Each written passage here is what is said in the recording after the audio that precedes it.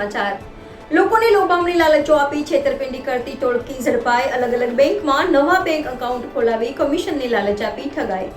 લોકોના બેંક એકાઉન્ટમાં કાર્ડ તથા સિમ કાર્ડ મેળવી લઈ દુબઈ મોકલી રૂપિયા ટ્રાન્સફર કરાવતા હતા। આરોપીઓ SMS, WhatsApp, ટેલિગ્રામ દ્વારા દેશના જુદા જુદા ભાગોમાં સાયબર ક્રાઇમના ગુના આચરે। સાયબર ક્રાઇમના ગુનાના 6 આરોપીઓને સુરત શહેર સાયબર ક્રાઇમ સેલ પોલીસે ધરપકડ કરી।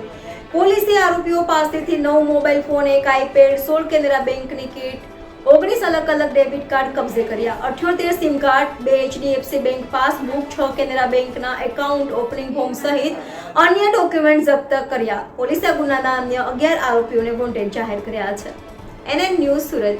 દર્શક મિત્રો, તમારી આસપાસ બની રહેલી અવનવી ઘટનાઓ વિશે જાણવા માટે NN ન્યૂઝને લાઈક કરો, શેર કરો, સબસ્ક્રાઇબ કરો અને બેલ આઇકન પ્રેસ કરો, જેથી આપને નોટિફિકેશન્સ મળતી રહે। સાયબર ક્રાઇમ ફ્રોડમાં અલગ અલગ પ્રકારના investment, task, succession, digital fraud, કોઈ પણ અરેસ્ટ વગેરે કોઈ પણ ફ્રોડમાં એક એમો એવી હોય છે કે આ પૈસા અલગ અલગ બેંક એકાઉન્ટોમાં ટ્રાન્સફર થતા હોય છે। જે એનો સુરત સાયબર સેલ દ્વારા એક અભિયાન કે આવા એકાઉન્ટો કયા કયા બેંકોમાં ખોલાવવામાં આવે છે, કઈ રીતે એકાઉન્ટો ટ્રાન્સફર થાય છે, એના ઉપર ઘણા દિવસથી વોચ રાખવામાં આવેલી હતી। ગઈકાલે સુરત સાયબર ક્રાઇમ સેલ દ્વારા એક સાથે 3 ટીમને અંદાજિત 6 માણસોને કેનેરા બેંક સરથાણા ખાતેથી પકડવામાં આવ્યા છે।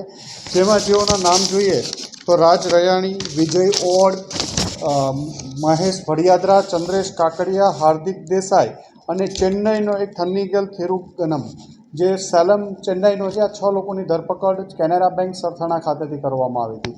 આ લોકો પાસેથી જે વસ્તુઓ કબજે કરવામાં આવી એમાં 9 મોબાઈલ મળી છે, 1 ટેબ્લેટ મળ્યું છે, કેનેરા બેંકની બેંક એકાઉન્ટ નવું ખોલાવ્યું એવી 16 કીટ મળી છે, અલગ અલગ બેંકોના 19 ડેબિટ કાર્ડ મળેલા છે, 78 સિમ કાર્ડ મળ્યા છે, HDFCની એક ચેકબુક છે, HDFCની પાસબુક છે, કેનેરા બેંકની ઓપનિંગ ફોર્મ છે, પાન કાર્ડ છે।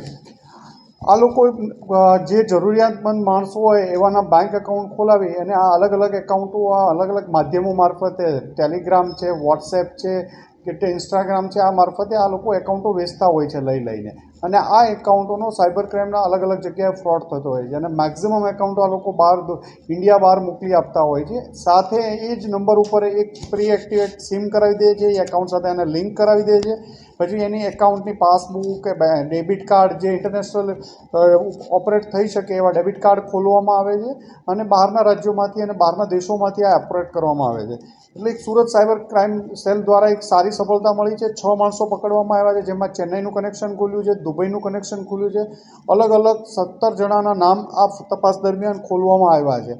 એક બીજો વિષય પણ છે કે સુરતમાં પણ અલગ અલગ વિસ્તારના લોકો બધા જ સરથાણા કેનેરા બેંક પાસેથી એક્ટિવ થયેલા છે। મેક્ઝિમમ કેનેરા બેંકનું આ એકાઉન્ટ છે એટલે એક પ્રાઇમરી અમે કેનેરા બેંકમાં પણ તપાસ કરીએ છીએ કે બેંક સાથે આ લોકોની કોઈ લિંક છે કે નહીં, બેંકનો કોઈ માણસ આ લોકો સાથે સંડોવાયેલો છે કે નહીં।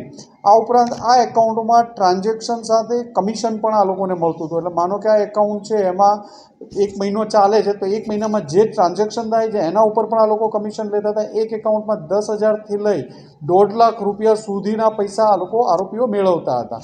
આમના વિરુદ્ધ ગુનો દાખલ કરી પ્રાથમિક પૂછપરછ ચાલુ છે, રિમાન્ડ મેળવવામાં આવશે અને આમાં વધુ તપાસ કરવામાં આવશે। અલગ અલગ આરોપીઓ અલગ અલગ છે। 3 ગેંગ પકડવામાં આવી હતી, કોઈ 2 વર્ષથી કરતું હતું, કોઈ 6 મહિનાથી કરતું હતું।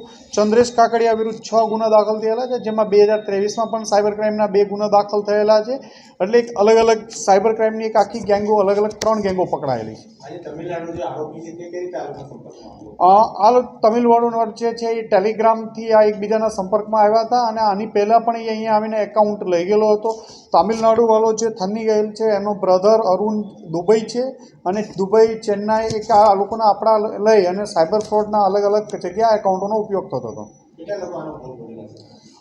એ વેરીફાઈ કરીએ છીએ કે કેટલા એકાઉન્ટોમાંથી આ એકાઉન્ટોમાં પૈસા આવ્યા હશે, ટ્રાન્ઝેક્શન કેટલા થયા છે અને એનો ભોગ ક્યાં ક્યાં બનેલા છે લોકો। સર, એ ચંદ્રેશ કાકડિયા જે છે એની ઉપર 6 ગુના છે, ટોટલ 10 છે। એ પોલીસની ગિરફથી ફરાર હતો કે પોલીસ અત્યાર સુધી એને ક્યાં સુધી પહોંચી નહીં? શું કારણ? ના, એ અગાઉ પકડાઈ ચૂક્યો છે, વોન્ટેડ ન હતો। ગઈકાલે તપાસ દરમિયાન ફરીથી એના રેડ દરમિયાન મળી આવ્યો છે અને એમના વિરુદ્ધ 6 ગુના દાખલ થયેલા છે।